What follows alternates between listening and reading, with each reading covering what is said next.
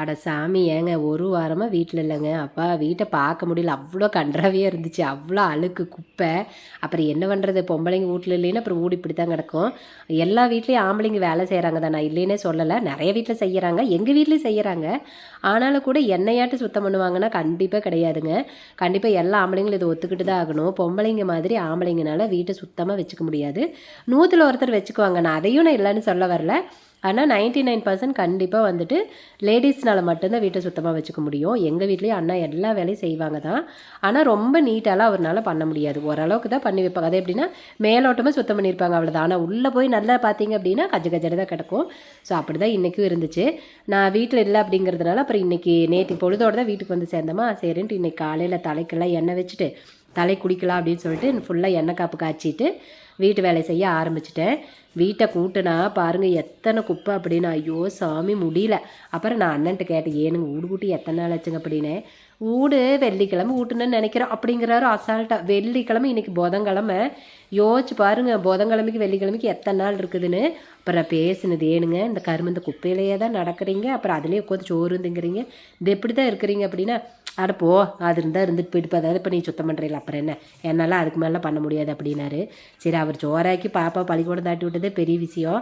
இதையெல்லாம் செல்லின்னு கேட்டால் அப்புறம் உததான் உழுவு. நானும் ஒன்றுமே சொல்லலை, கம்முன்னு இருந்துக்கிட்டேன்.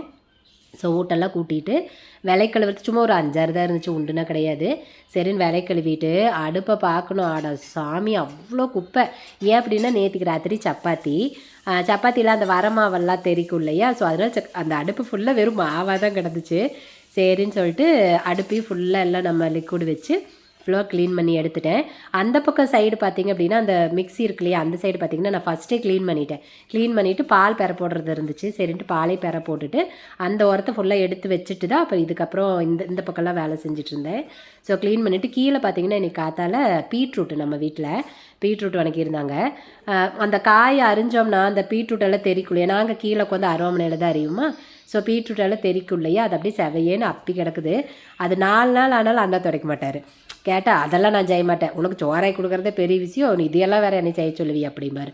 கஜன்னு இருந்துச்சு. சரின்ட்டு அதை மட்டும் ஃபுல்லாக தண்ணி வச்சு தொடச்சி விட்டு எல்லா வேலையும் முடிச்சிட்டேங்க. ரொம்ப நீட்டாக இருந்துச்சு. ஆனாலும் கூட வீடு வலிக்கல.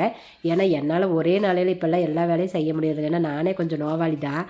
அப்புறம் முன்னாடி செஞ்சோம் அப்படின்னா இப்போ உடம்பு சரியில்லாத சமயத்தில் அப்படியே எல்லா வேலையும் செய்ய முடியாது இல்லையா. சரி ஊட்ட நாளைக்கு வலிச்சிக்கலாம் அப்படின்னு சொல்லிட்டு எல்லா வேலையும் முடிச்சுட்டு உசப்பான தண்ணி குடிச்சிட்டு வந்து உட்காந்தாச்சுங்க. ஸோ இன்றைக்கி வேலை இதுதான் பண்ணுச்சு. இதுக்கப்புறம் தான் இனி வந்து குளிக்கவே போகணும்.